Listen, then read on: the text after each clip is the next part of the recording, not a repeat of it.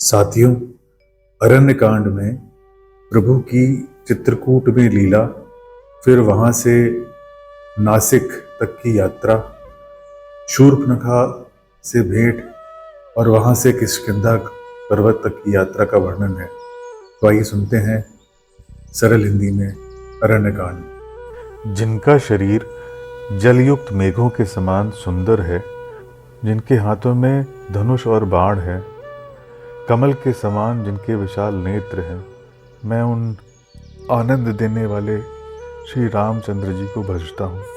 हे पार्वती, श्री राम के गुण गूढ़ हैं।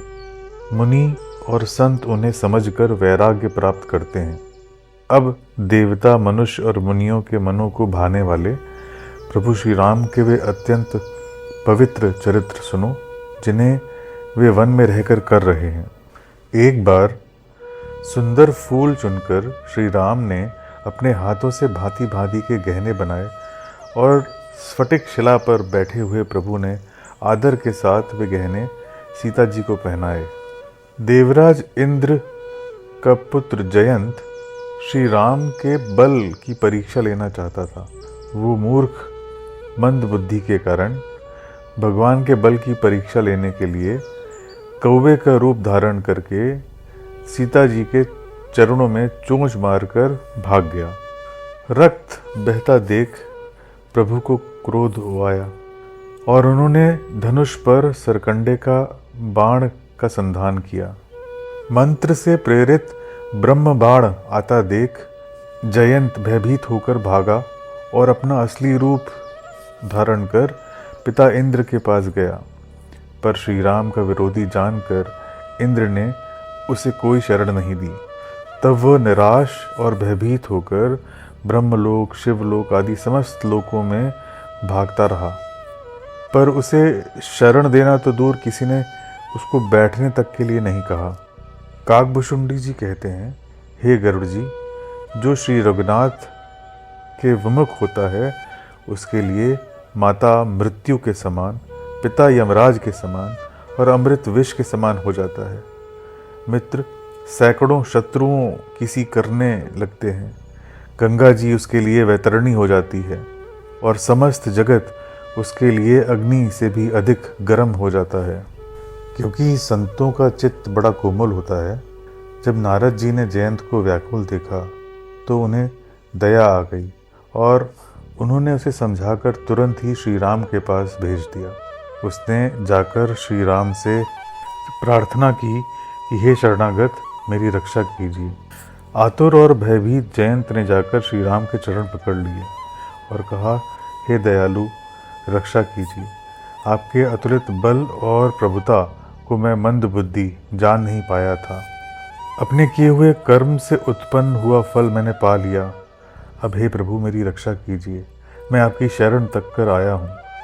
शिवजी कहते हैं, हे भवानी, कृपालु श्री रघुनाथ जी ने उसकी अत्यंत दुख भरी वाणी सुनकर उसे एक आंख का काना करके छोड़ दिया। चित्रकूट में बसकर श्री राम ने बहुत से चरित्र किए जो कानों को अमृत के समान प्रिय हैं। फिर कुछ समय पश्चात श्री राम जी ने मन में ऐसा अनुमान किया कि यहाँ मुझे सब लोग जान गए हैं, इसलिए सब मुनियों से विदा लेकर सीता जी सहित दोनों भाई चले। इसके बाद प्रभु अत्रि जी के आश्रम में गए। उनका आगमन सुनते ही महामुनि हर्षित हो गए, शरीर पुलकित हो गया और वे उठकर दौड़े।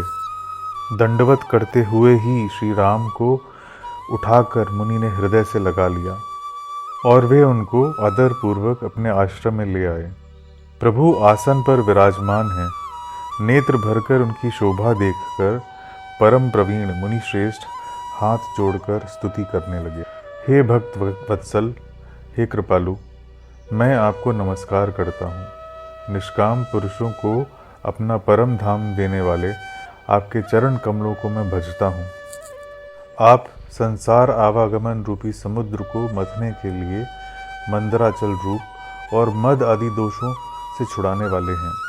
हे प्रभु, आपका ऐश्वर्य बुद्धि के परे हैं।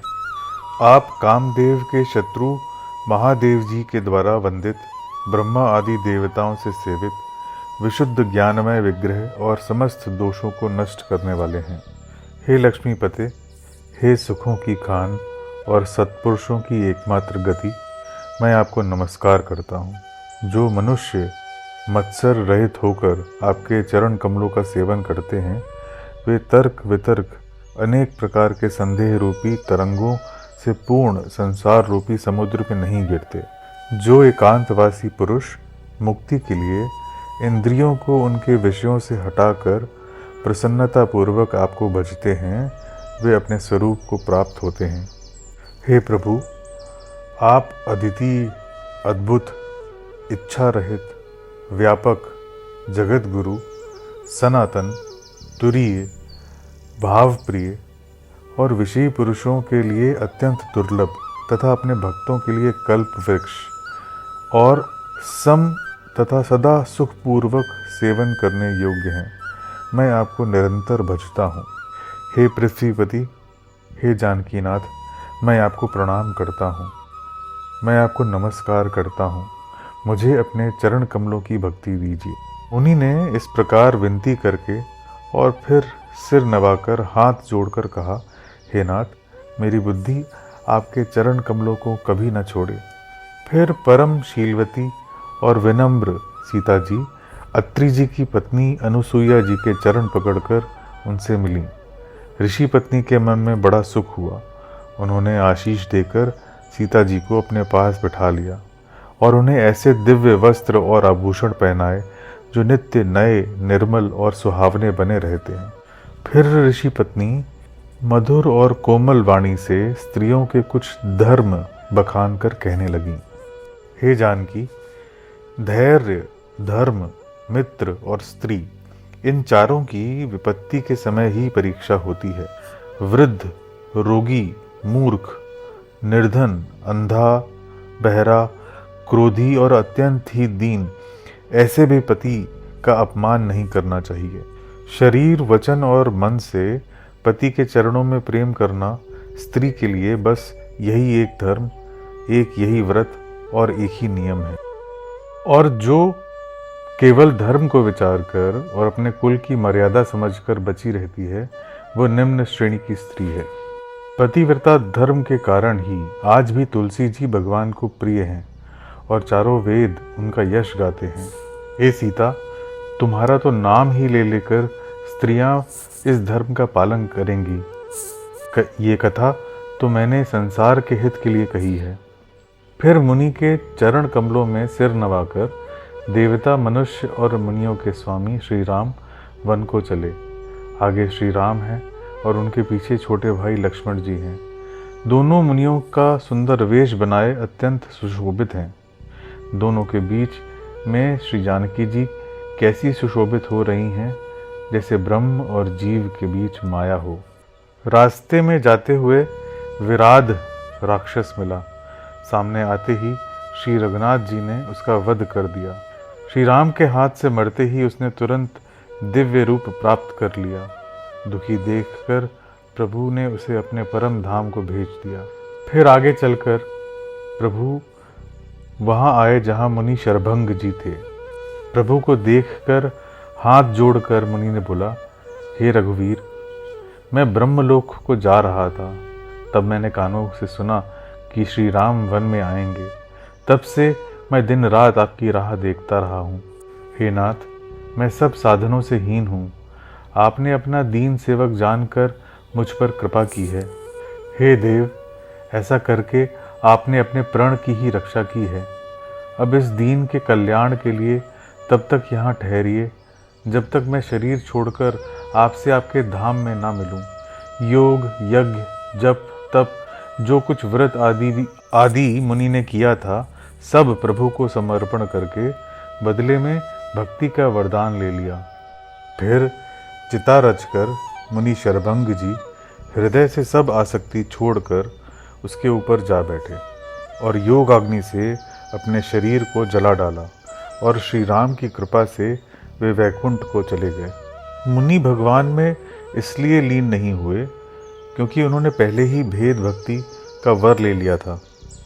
मुनि अगस्त्य जी के एक ज्ञानी शिष्य थे, सुतीक्ष्ण। उनकी भगवान में प्रीति थी। वे मन, वचन और कर्म से श्री राम के चरणों के सेवक थे। उन्होंने ज्यों ही प्रभु के आगमन का समाचार सुना, त्यों ही अनेक प्रकार के मनोरथ करते हुए वे दौड़ चले। मन में विचार कर रहे थे कि हे विधाता, क्या दीन बंधु श्री राम मुझ जैसे दुष्ट पर भी दया करेंगे? क्या स्वामी मुझसे अपने सेवक की तरह मिलेंगे? मेरे हृदय में दृढ़ विश्वास नहीं होता, क्योंकि मेरे मन में भक्ति, वैराग्य या ज्ञान कुछ भी नहीं है। मैंने तो न सत्संग किया, न योग, न जप तप यज्ञ, और ना ही प्रभु के चरण कमलों में मेरा दृढ़ अनुराग ही है। हाँ, दया के भंडार प्रभु की एक बान है कि जिसे किसी दूसरे का सहारा नहीं है, वह उन्हें प्रिय होता है। शिवजी कहते हैं, हे भवानी, ज्ञानी मुनि प्रेम में पूर्ण रूप से निमग्न हैं। उनकी यह दशा कही नहीं जाती। उन्हें दिशाएं और उनके कोण आदि और रास्ता कुछ भी नहीं सूझ रहा है। मैं कौन हूँ और कहाँ जा रहा हूँ यह भी नहीं जानते। वे कभी पीछे घूमकर फिर कभी आगे चलने लगते हैं और कभी प्रभु के गुण गा गा कर नाचने लगते हैं। श्री राम वृक्ष की आड़ में छिपकर उनकी यह दशा देख रहे थे। मुनि का अत्यंत प्रेम देखकर भगवान मुनि के हृदय में प्रकट हो गए। हृदय में प्रभु के दर्शन पाकर मुनि बीच रास्ते में स्थिर होकर बैठ गए। तब श्री राम उनके पास चले आए और उन्हें बहुत प्रकार से जगाया, पर मुनि नहीं जागे, क्योंकि उन्हें प्रभु का ध्यान सुख प्राप्त हो रहा था। तब भगवान ने अपने राज रूप को छिपा लिया और उनके हृदय में अपना चतुर्भुज रूप प्रकट किया। अपने इष्ट स्वरूप के अंतर्धान होते ही मुनि व्याकुल हो गए और उन्होंने आंखें खोलीं। अपने सामने भगवान राम, सीता जी और लक्ष्मण जी के दर्शन करके वे प्रेम में मग्न हो गए और लाठी की तरह गिरकर श्री राम के चरणों में लग गए। भगवान ने अपनी विशाल भुजाओं से पकड़कर उन्हें उठा लिया और बड़े प्रेम से हृदय से लगा लिया। मुनि कहने लगे, हे प्रभु, मैं किस प्रकार आपकी स्तुति करूं?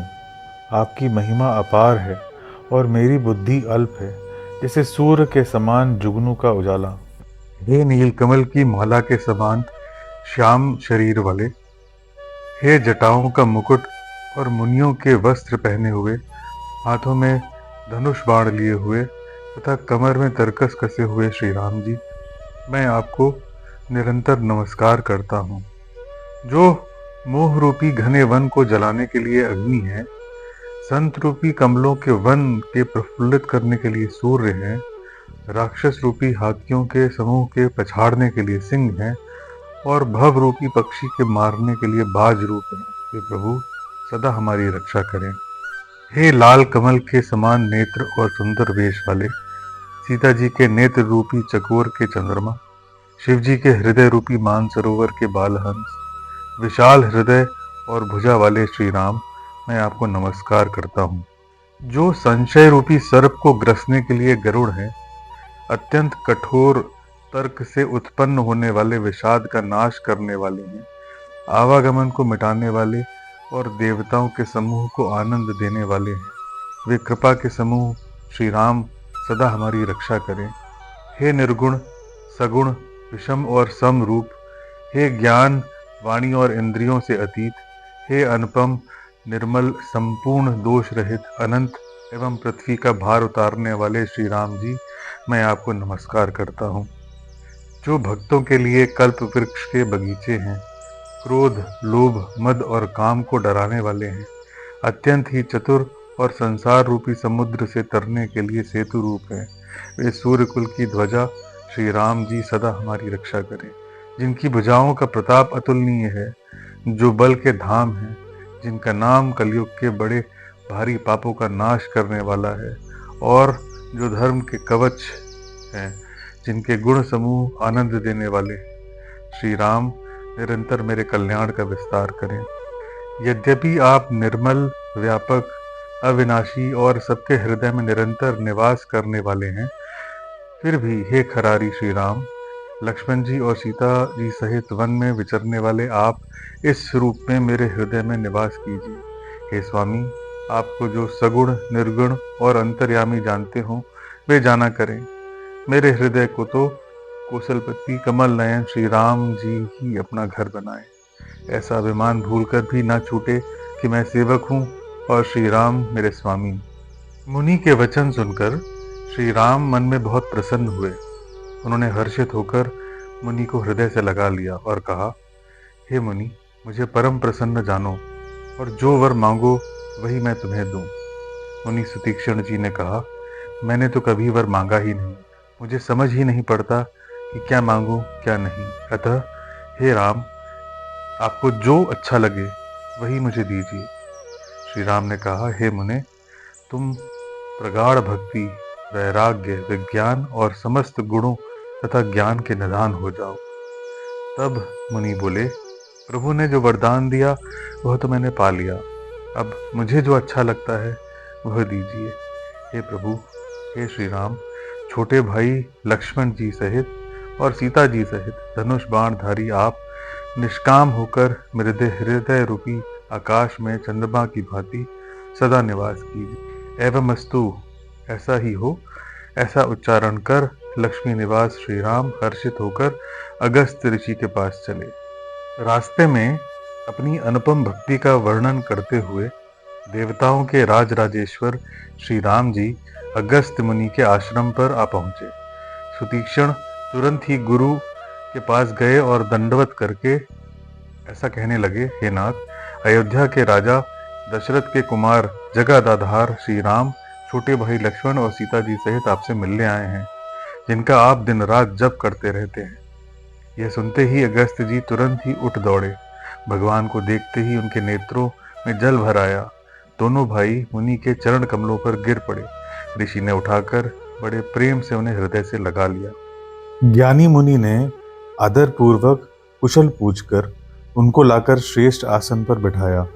फिर बहुत प्रकार से प्रभु की पूजा करके कहा, मेरे समान भाग्यवान आज दूसरा कोई नहीं है। वहाँ जितने भी अन्य मुनिगण थे सभी आनंद कंद श्री राम के दर्शन करके हर्षित हो गए। मुनियों के समूह में श्री रामचंद्र जी सबकी ओर सम्मुख होकर बैठे हैं। ऐसा जान पड़ता है मानो चकोरों का समुदाय शरद पूर्णिमा के चंद्रमा की ओर देख रहा हो।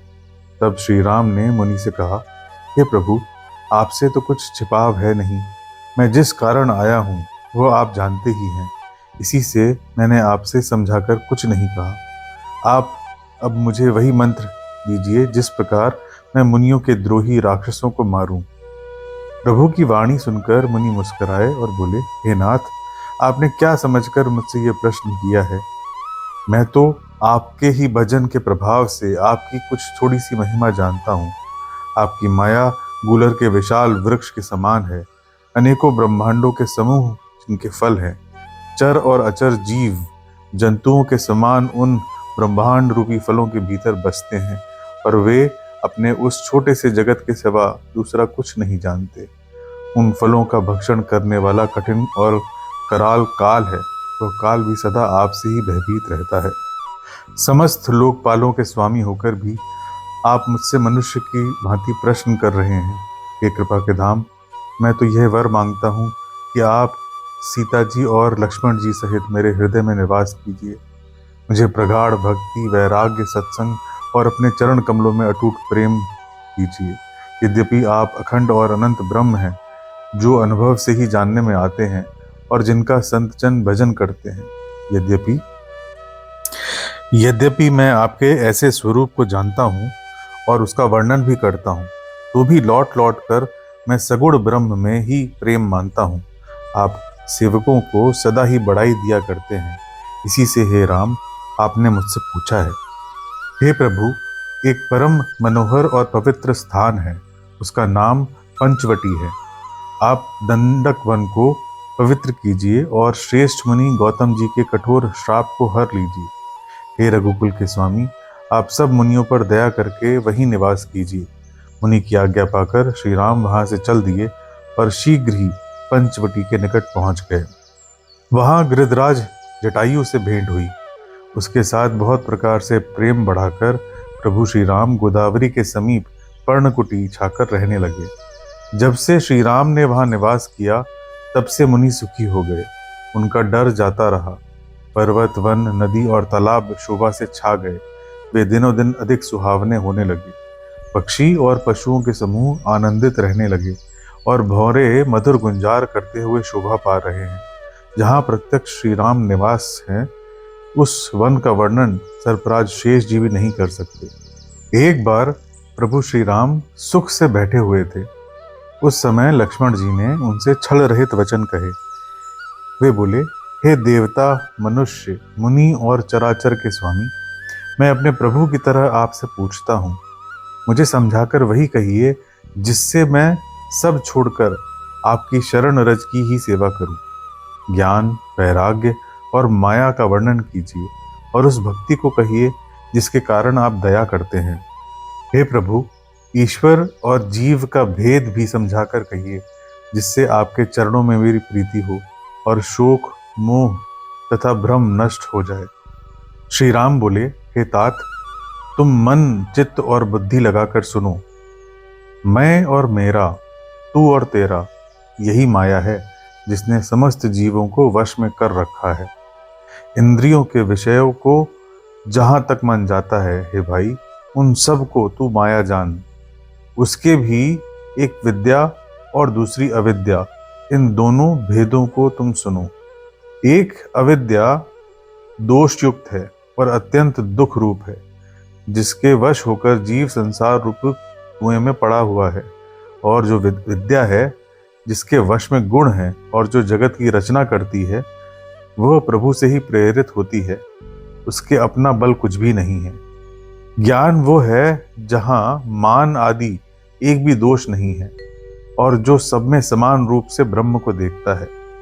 हे तात, उसी को परम वैराग्यवान कहना चाहिए जो सारी सिद्धियों को और तीनों गुणों को तिनके के समान त्याग चुका हो, जिसमें मान, दंभ, हिंसा, क्षमा राहित्य, टेढ़ापन, आचार्य सेवा का अभाव, अपवित्रता, अस्थिरता, मन का निग्रहित न होना, इंद्रियों के विषय में आसक्ति, अहंकार, जन्म, मृत्यु, जरा, व्याधिमय जगत में सुख बुद्धि, स्त्री, पुत्र, घर आदि में आसक्ति तथा ममता, इष्ट और अनिष्ट की प्राप्ति में हर्ष, शोक, भक्ति का अभाव, एकांत में मन न लगना, विषयी मनुष्यों के संग में प्रेम, ये 18 न हो और नित्य अध्यात्म में स्थित तथा तत्व ज्ञान के अर्थ परमात्मा का नित्य दर्शन हो, वही ज्ञान कहलाता है। प्रभु कहते हैं, जो माया को, ईश्वर को और अपने स्वरूप को नहीं जानता, उसे जीव कहना चाहिए। जो कर्मानुसार बंधन और मोक्ष देने वाला है, सबसे परे और माया का प्रेरक है, वह ईश्वर है।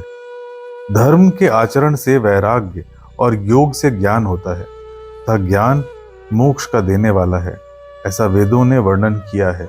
और हे भाई, जिससे मैं शीघ्र ही प्रसन्न होता हूँ, वह मेरी भक्ति जो भक्तों को सुख देने वाली है। वह भक्ति स्वतंत्र है, उसको ज्ञान, विज्ञान आदि किसी दूसरे साधन का सहारा नहीं है। ज्ञान और विज्ञान तो उसके अधीन है। हे तात, भक्ति अनुपम एवं सुख की मूल है और वह तभी मिलती है जब संत अनुकूल होते हैं। प्रभु कहते हैं, अब मैं भक्ति के साधन विस्तार से कहता हूँ। यह सुगम मार्ग है जिससे जीव मुझको सहज ही पा जाते हैं। पहले तो ब्राह्मणों के चरणों में अत्यंत प्रीति हो और वेद की रीति के अनुसार अपने अपने कर्मों में लगा रहे। इसका फल फिर विषयों से वैराग्य होगा। तब वैराग्य होने पर मेरे धर्म में प्रेम उत्पन्न होगा। तब श्रवण आदि 9 प्रकार की भक्तियां दृढ़ होंगी और मन मेरी लीलाओं के प्रति अत्यंत प्रेम होगा।